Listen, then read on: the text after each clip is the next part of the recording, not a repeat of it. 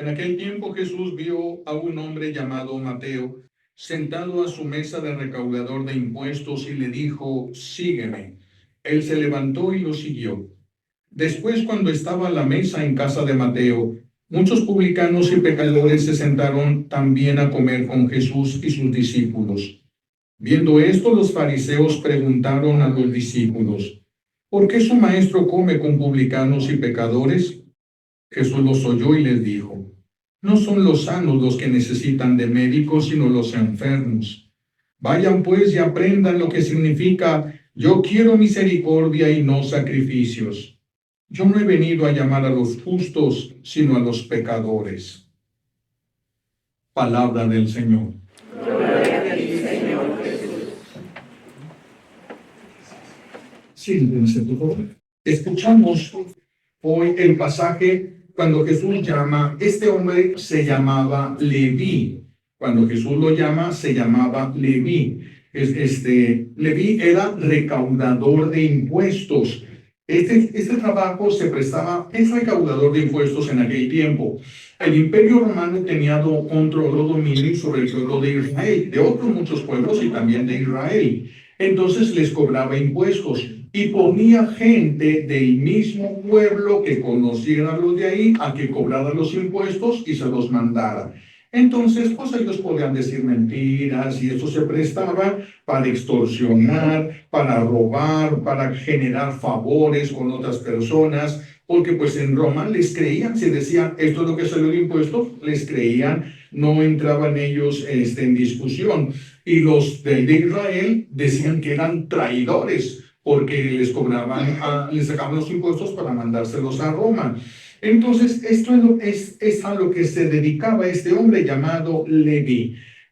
Por lo tanto, ahí había mucho dinero. Estamos hablando de mucho dinero. Se prestaba para mucha corrupción. Jesús pasa a un lado donde está él con su mesa de recaudador de impuestos, ahí con sus papeles. Pasa Jesús por ahí a un lado y le dice, primero lo mira a los ojos Jesús y le dice a Leví, primero lo va a mirar, Leví lo va a mirar a él y Jesús lo va a mirar con ojos, pues como los que nomás Jesús puede tener, ojos con un amor santo, el amor para el que nosotros existimos.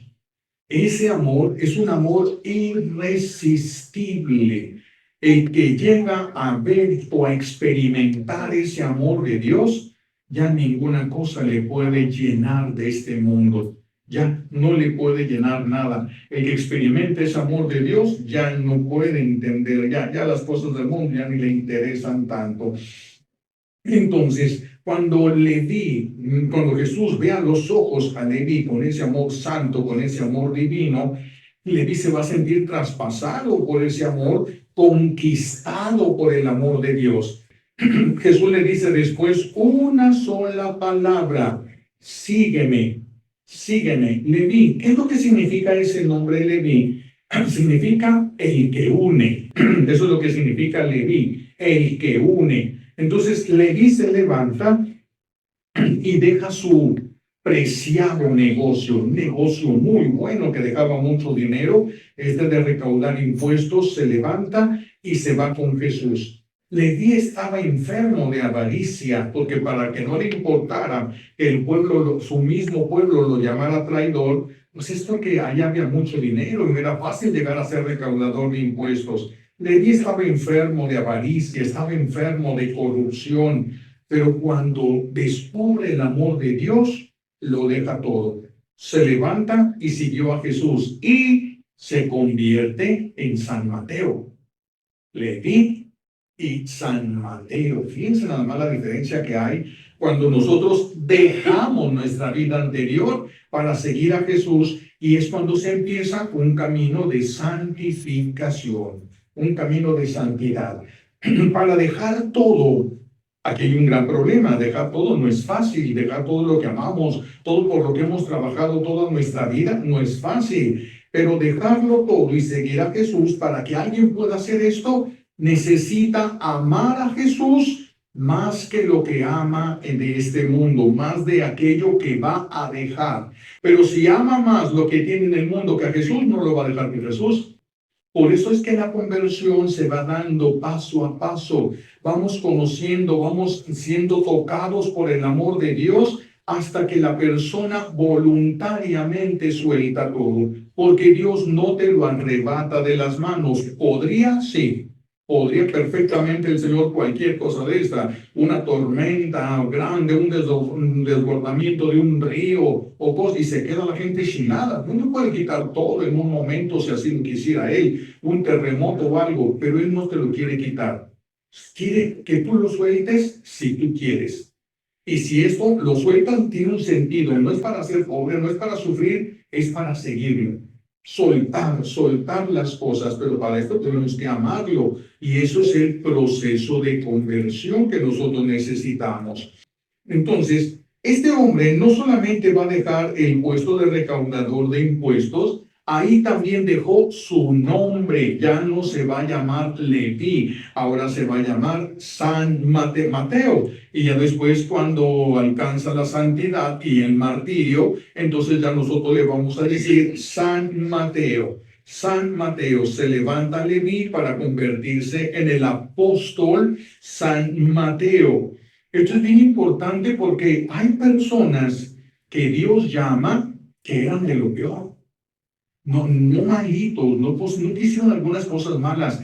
Gente que era de lo peor, podríamos decir, y el Señor los llamó. Cuando Dios llama a alguien, aun cuando esa persona venga de lo más bajo que se pueda uno imaginar, haya hecho las cosas más terribles que puedan existir en el mundo, cuando Dios lo llama y esa persona le responde, es embajador de Jesús. No te metas con él. No te metas en problemas con un embajador de Jesús. No te metas en problemas. Por eso el gran respeto que debe de haber, sobre todo en las parroquias, en las capillas, el gran respeto que debe haber por las personas que Dios ha llamado. Pero que vienen de lo peor, pues, ¿a ti qué te importa? El Señor llama que le da su regalada gana. ¿A ti qué? ¿Quieres que te pregunte a ti a quién sigue, a quién no? No te va a preguntar. No te va a preguntar porque no necesita preguntarle a nadie. Entonces, vean la importancia del buen trato que tenemos que tener y del vencimiento, porque el enemigo de Dios va a tratar de dividirnos en cada momento. El vencimiento que vamos a tener que tener de nosotros, porque si esa persona está respondiéndole a Dios y está luchando por Dios, entonces está allí en el nombre de Dios. Y es nada más lo fuerte que es esto. A Leví, nadie le podía haber dicho a Leví, los otros apóstoles, hey, tú eres un ratero, vete para allá, porque Jesús, ¿qué le hubiera dicho? A ti qué te importa, lo llamé yo, no lo llamaste tú. Y yo voy a llamar a quien yo quiera. El Señor puede llamar a quien Él quiera. ¿Saben qué significa Mateo? Regalo de Dios.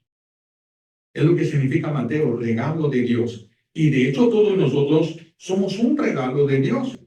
Apa regalito, ¿verdad? Pero somos un regalo de Dios. Somos un regalo de Dios para la familia. Somos un regalo de Dios para muchas personas que no se dan cuenta. El esposo es un regalo de Dios para ti. Tu esposo es un regalo de Dios para ti. Aunque ahorita ni se puedan ver. Aunque ahorita no se puedan ni soportar, pero es un regalo de Dios que si estuvieras en una isla desierta, como desearías estar con ese viejo, con esa vieja. Hasta con tu suegra, estar ahí con tal de pelear con alguien, que sea, todos somos necesarios, todos somos un regalo de Dios. A todos Dios nos ha creado y nos ha dado un sentido a nuestra vida. Todo el que nace es porque nuestro buen Dios quiso que naciera. Todo el que nace es porque nuestro buen Dios quiso que naciera. El se ha platicado otras veces, ¿no? Que a mí se me hace tan maravilloso. Cuando decían que la ley de la naturaleza era la ley del más fuerte, y entonces cuando un hombre y una mujer tenían un contacto íntimo, entonces que decía la ciencia que había una especie de competencia, ¿verdad? Que venían los espermas a ver el más fuerte, el mejor era el que llegaba y fecundaba el óvulo. Pero salían niños enfermos y hasta feos. ¿Cómo ese es el mejor? Tampoco ese era el mejor. Pero ya cuando metieron una camarita para revisar cómo sucedía eso, Y el padre ya Tardif decía, no, cuando llegan los espermas, el óvulo gira hasta que llega el indicado, el escogido por Dios. Porque cada esperma, si entra uno, es una persona diferente, totalmente diferente. Entonces, el padre Tardif decía, gira el óvulo hasta que llega el indicado por Dios y a ese el óvulo lo deja entrar, a los demás no. Entonces, imagínense nada más. De entre los millones de posibilidades de personas que hubieran podido existir, Dios te escogió a ti. Imagínense cuando ven ahí todas las espermas ahí nadando, unos son viviendo y por ahí un medio atarantado, así como que te regresaba y como que se venía otra vez y resulta que, no les digo quién eres, claro. Y es el que Dios te escogió a ti. Entre millones de posibilidades, Dios te escogió a ti, Dios quiso que tú vinieras al mundo. Pareciera que hemos echado a perder mucho en nuestra vida y en la vida de los demás, pero tal vez no hemos empezado a hacer aquello para lo que nuestro buen Dios nos trajo a este mundo, porque todo el que existe es porque nuestro buen Dios quiso que existiera. Él, antes de que el mundo existiera, Dios, antes de que el mundo existiera, sabía a quienes Él iba a llamar a la existencia. No era a ver cuántos nacen, no. Solamente pueden existir aquellos que nuestro buen Dios quería. Algunos los mataron las mamás voluntariamente y otros por alguna negligencia o por alguna cosa murieron en el vientre de la mamá. Pero el Señor ya sabía cuántas personas Él iba a llamar a la existencia, quién iba a ser, cómo se iba a llamar, qué color de piel iba a tener. Todo lo sabía el Señor, todo lo sabía. Entonces, ¿sabía que íbamos a cometer todos esos errores? Sí, y se la rifó por ti. Qué cosa, ¿no? Qué cosa tan maravillosa es el Dios, es nuestro buen Dios. Qué cosa tan maravillosa. Entonces, por eso somos un regalo de Dios para el mundo y para el cielo. Si tú entras, va a haber fiesta en el cielo. Se van a alegrar en el cielo. Si tú, cuando vean que tú entras, en ningún otro lugar va a pasar eso, ¿verdad? Para los cuando entran al cielo se van a alegrar, porque en el cielo se alegran por lo que Dios se alegra. En el cielo se gozan por lo que Dios se goza. Entonces, todos estamos aquí y todos fuimos llamados a existir, ¿sí? Y tenemos algo que hacer en el maravilloso plan de Dios. ¿Qué es lo que resalta ahorita a nuestros ojos cuando Jesús llama a este hombre corrupto para que sea su apóstol? ¿Qué es lo que resalta aquí a nuestros ojos? Que nuestro buen Dios no se espanta de nuestras debilidades. ¡Qué maravilloso! No se avergüenza de nosotros. Sabe lo que hicimos y sabe por qué lo hicimos. A veces ni nosotros mismos entendemos por qué hacemos las cosas. Dios sí lo entiende. Él sí lo entiende. Eso es lo maravilloso. El Señor no se espanta de nuestra debilidad, no se escandaliza de nuestro pasado, de nuestros pecados, pero tampoco nos deja en el pecado, tampoco nos deja en el pasado. Leví no volvió a ser Leví. Desde entonces empezó a ser Mateo y después llegó a ser San Mateo. Mateo se levantó de esa banca para no regresar más. Nunca más regresó ya a esa banca, a esa vida que se prestaba a la corrupción. Algunas personas son conquistados por nuestro buen Dios en un instante. En un instante son conquistados por nuestro buen Dios. Algunos en un retiro, ya se lleva un poquito más de tiempo, no es en un instante. San Francisco de Asís fue instantáneo. Le costó trabajo asimilarlo, pero fue instantánea la conversión de él. Algunos tienen más tiempo, ¿verdad? Requieren de más tiempo para la conversión, a través algunos de encontrarse con un convertido. Otros sí son conquistados por nuestro buen Dios, pero poco a poco, poco a poco. Algunos porque es poco el tiempo que le dan a Dios. Entonces es poco lo que se dejan conquistar por Dios. Le dan poco tiempo a Dios. Otros sí le dan tiempo a Dios, pero ya están muy dañados en su corazón. Ya están muy dañados, como el que se casa con un soldado que viene de la guerra. Ya tiene que lidiar con muchos traumas. tiene que lidiar con muchas cosas. Así también nuestro buen Dios lo sabe y nos va llevando a nosotros. Sabe que ya traemos mucho daño en nuestro corazón, mucha basura en nuestra mente. Tenemos que ir sacando y limpiando poco a poco todas estas cosas para que nos podamos ir llenando del amor de Dios. Por eso se necesita paciencia, mucha paciencia y mucha prudencia para ir sacando lo malo sin regresar al mal, en la medida de lo posible, avanzando, luchando para que, aunque te tengas que estar confesando, cada vez sea más tiempo en gracia y menos pecado. Cada vez que te confieses sea más tiempo en gracia y menos pecado. Es decir, cada vez regresar menos. ¿Y para qué? Para poder llenarnos del amor de Dios. Claro que primero deberíamos amar mucho a Dios para poder servirlo. Porque si alguien se pone a servir a Dios, sea sacerdote, obispo, papa, catequista o lo que sea, se pone a servir a Dios sin amar a Dios, va a dañar a todos los que estén a su alrededor. Va a dañarlos, va a hacerles daños. Porque estamos nosotros muy dañados, muy llenos de basura. Entonces muchas cosas no vamos a soportarlas del prójimo, ni siquiera las vamos a soportar en nosotros mismos. Por eso, para seguir a Jesús necesitamos la misericordia, porque todos cometemos errores, todos vamos a ir haciendo daño a los que nos rodean. Solamente el que sea santo ya no va a dañar a nadie. Solo el que sea santo. Y de aquí, mejor hay que echarle ganas todos, ¿verdad? Misericordia es lo que necesitamos entonces todos. Primero, misericordia con nosotros mismos. Yo tengo que tener paciencia conmigo, porque si yo quiero salir de todos mis pecados mañana, a lo mejor ese no es el plan de Dios.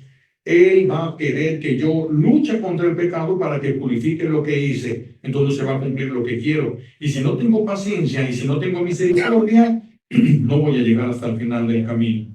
Me voy a desanimar y el enemigo me puede arrancar del camino. Puede arrancarme. Por eso tenemos que tener misericordia primero con nosotros. Primero, y esperar ese gran día de nuestra liberación. Esperar el gran día en el que conoceremos el amor de Dios.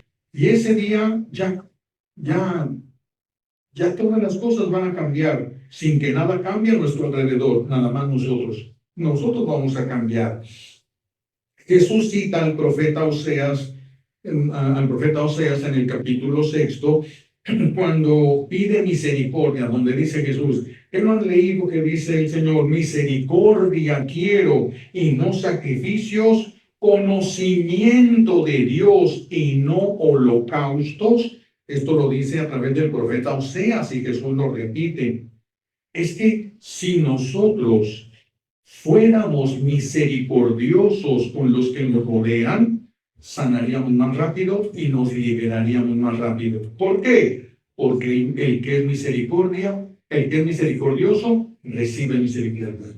Y el que es más misericordioso, recibe más misericordia. Y si no somos misericordiosos, entonces va a tardar mucho tiempo en que salgamos de enfermedades y de problemas y de cosas. Jesús nos conoce y nos ama, a pesar de que sí nos conoce, mejor de como nosotros mismos nos conocemos. Hay muchas cosas que hemos hecho que nosotros ni nos dimos cuenta, y Él sí se dio cuenta. Él nos conoce mejor de como nos conocemos nosotros y nos ama. Y quiere devolvernos la salud, porque quiere que seamos felices. Quiere que seamos felices.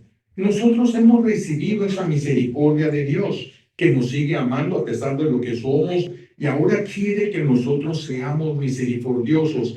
Y en la medida que seamos misericordiosos, Él nos va a dar más misericordia.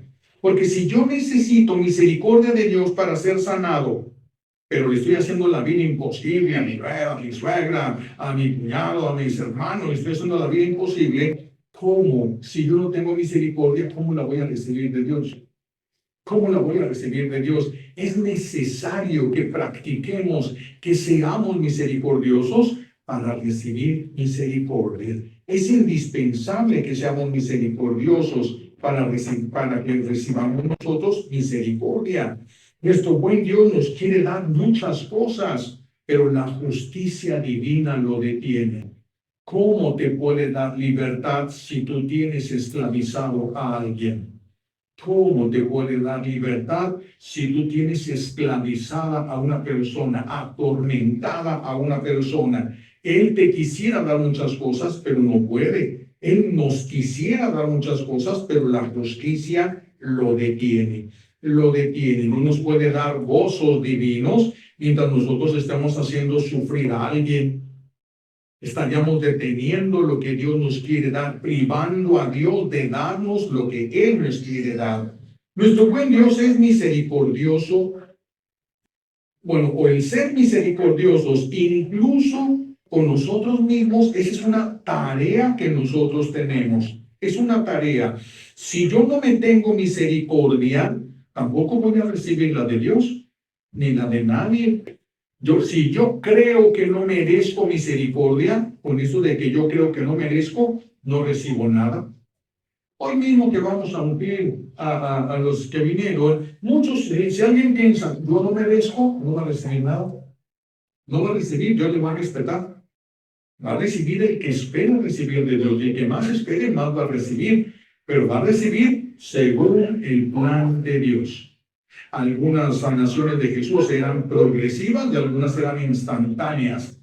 Algunas, acuérdense, aquel ciego que le pone manos Jesús, no solamente dijo quiero, le impuso las manos y le pregunta, ¿ves algo? Pues sí, veo, pero todo borroso, veo personas como si fueran árboles, el que había perdido la vista, él antes veía y la perdió la vista, y le vuelve a ponerle a Jesús las manos y empieza a ver cada vez mejor. Entonces algunas sanaciones van a ser progresivas. Algunas sanaciones tal vez ya empezaron con la hora santa, van a crecer aquí con esta unción y van a terminar con la última bendición que vamos a tener el día de mañana. ¿Quién sabe? ¿Quién sabe qué vaya a hacer? Es que Dios puede hacer lo que Él quiera, como Él quiera. Él puede hacer lo que Él quiera, como Él quiera. Entonces, necesitamos por eso ser misericordiosos con nosotros mismos, para que podamos aceptar la misericordia de Dios y para que podamos ser misericordiosos con los que nos rodean, con los que nos rodean. Jesús lo dijo y hoy lo escuchamos, yo no he venido a llamar a los justos, sino a los pecadores. Yo no he venido a llamar a los santos ya no ocupan de Dios, ya están con Dios. Vengo a llamar a los que no son santos, es decir, a nosotros, a los que no somos santos todavía. El que no reconoce su pecado, aquí es donde entra el gran peligro de que una persona se quede sin la misericordia de Dios. Si yo no reconozco mi pecado, no me puedo arrepentir. Y si no me arrepiento, no puedo recibir la misericordia. Fíjense nada más. Por eso es tan importante lo que hemos dicho tantas veces, pedir al Señor conciencia de pecado. Pedir al Señor conciencia de pecado. Porque si yo soy consciente del pecado, tengo la oportunidad de pedir perdón y tengo la oportunidad de pedir misericordia. Pero si no soy consciente de mi pecado, si yo no soy consciente de mis necesidades, si a lo mejor yo tengo una enfermedad grave que me puede matar y voy con el doctor y el doctor me dice, ¿qué te duele? Nada. ¿Estás bien? Sí, muy bien, muy a gusto yo. Porque no soy consciente del mal que está en mí. Tal vez no tengo síntomas, pero el hecho de que yo piense que estoy bien no significa que yo estoy bien.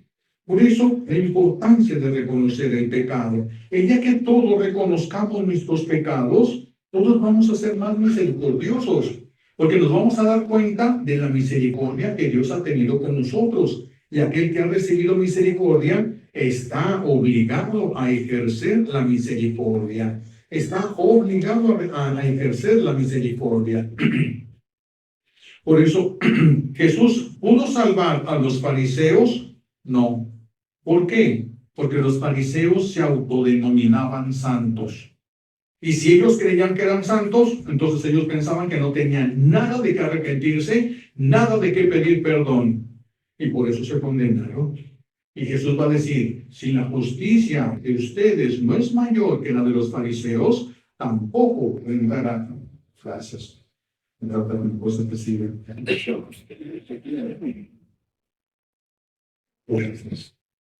Tampoco, dice Jesús, tampoco entrarán en el reino de los cielos. porque podríamos rechazar a Jesús pensando que no lo necesitamos. Habemos muchos, hay muchos aquí entre nosotros y fuera de nosotros que son como Saulo de Tarso, que necesitan una gracia muy especial para que el Señor los derribe del caballo de la soberbia, les derribe del caballo de la soberbia para que se den cuenta que están equivocados. Una gracia muy especial, porque a veces Saulo pensaba que estaba bien, que le estaba dando gloria a Dios persiguiendo a los cristianos, a los que él consideraba una secta peligrosa. Él consideraba una secta peligrosa. Bueno, habemos también muchos Saulos que necesitamos que el Señor nos tumbe, nos derribe una gracia especial para que no vayamos a morir en pecado pensando que estamos bien, pensando que estamos bien. Me ha tocado ver muchas veces cuando atiendo familias y cuando está un conflicto entre la mamá y la hija y todo, y a veces cuando les paso a preguntar, los tengo a todos juntos y les pregunto, ¿tú cuál consideras que es el problema? ¿Quién de la familia crees que es el problema? Y a veces las mamás llegan a decir, pues yo no, yo lo que hago es porque les quiero mucho. En cuanto la mamá dice yo no, las hijas, porque sí es. Y cuando la mamá dice, yo no soy el problema, no se va a solucionar nada. No, reconoce. No se va a poder solucionar absolutamente nada. Necesitamos pedirle a Dios que nos derribe de esa soberbia que nosotros tenemos y no nos deje morir confundidos, equivocados, pensando que somos buenos y que no lo seamos. Es que lo que importa es que el Señor le agrade nuestra vida. Regularmente la conversión de una persona la enferma a la persona.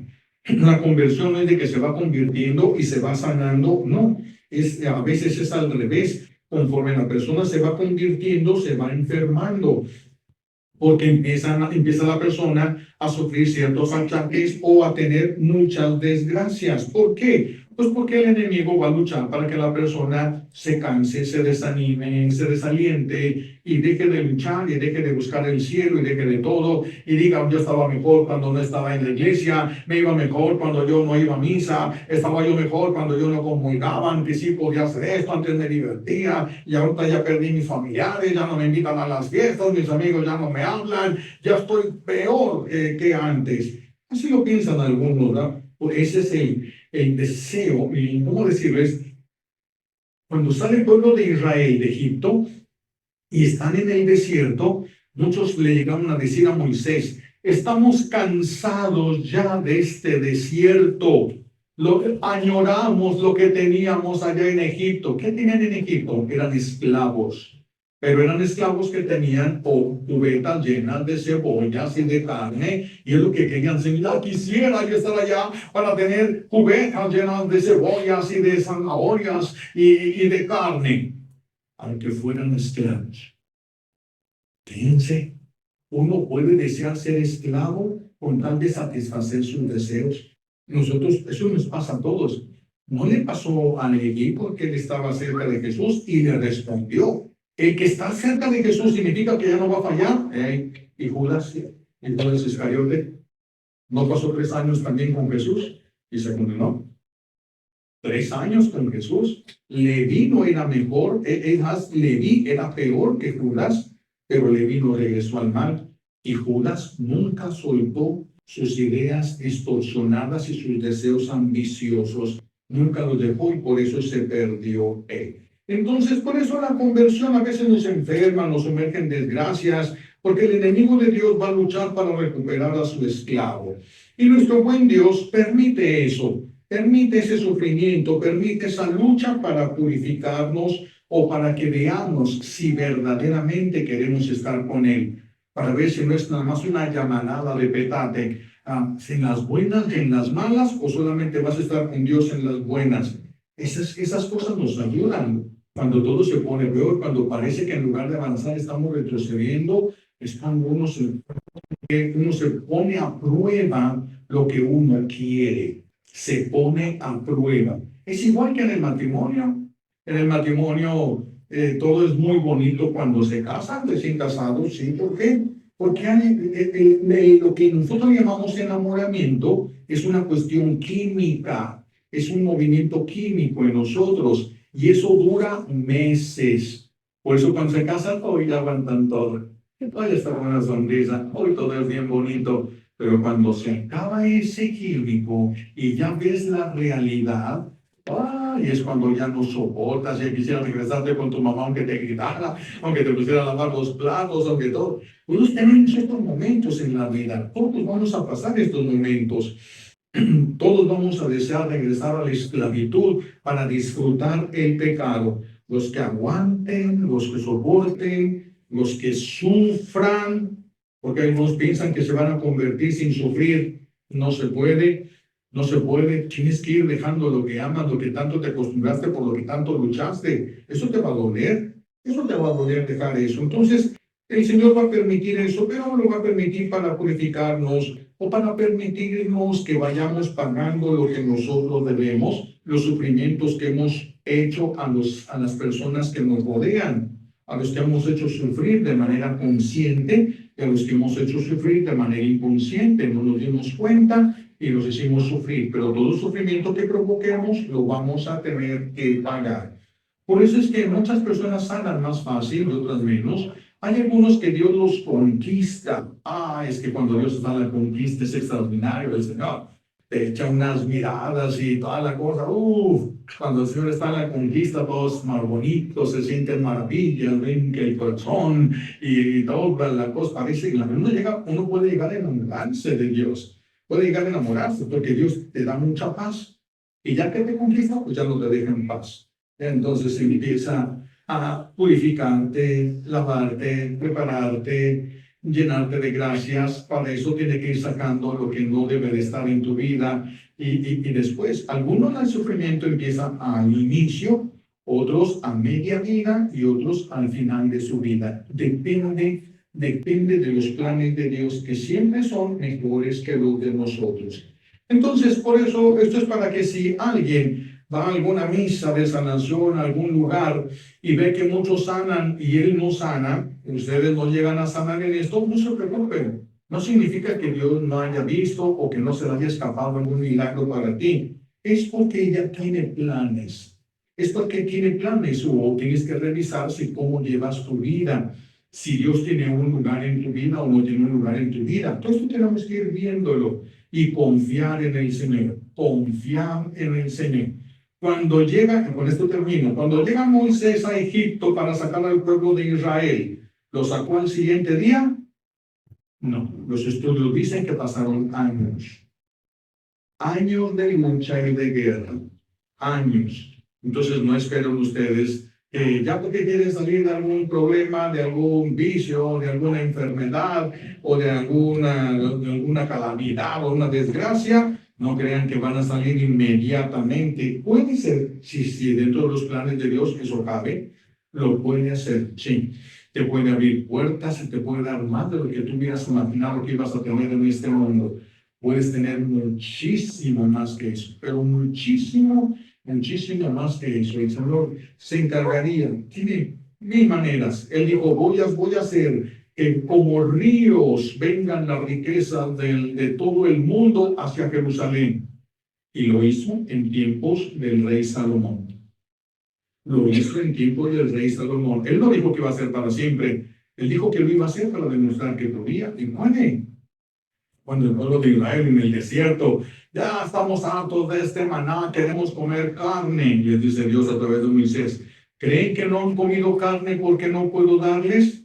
Les voy a dar de comer carne hasta que se harten y les salga por la nariz. Van a tener por un año por lo menos carne de sobra, pero están en el desierto, no hay refrigeradores, no hay luz, no hay nada. Y el Señor les dijo, van a tener carne todo el año.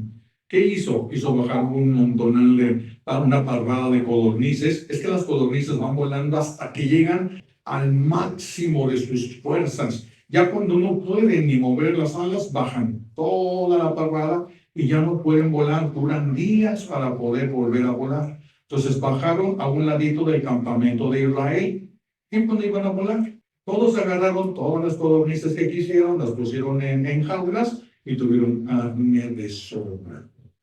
Carne de sobra. Y después de que les dio carne, los castigó el Señor. Porque es que no tenían carne, no porque no pudiera él, sino porque no estaba en sus planes. Los estaba purificando. ¿Cómo les iba a estar dando cosas el Señor? Pero si pudiéramos entrar más en la mente de Dios, veríamos cómo todo esto es en favor de nosotros y no en contra. Pues que el Señor nos conceda todas las gracias que necesitamos por los méritos de Jesucristo en la cruz y por la poderosa intercesión de la Santísima Virgen María al pie de la cruz. Alabado sea Jesucristo.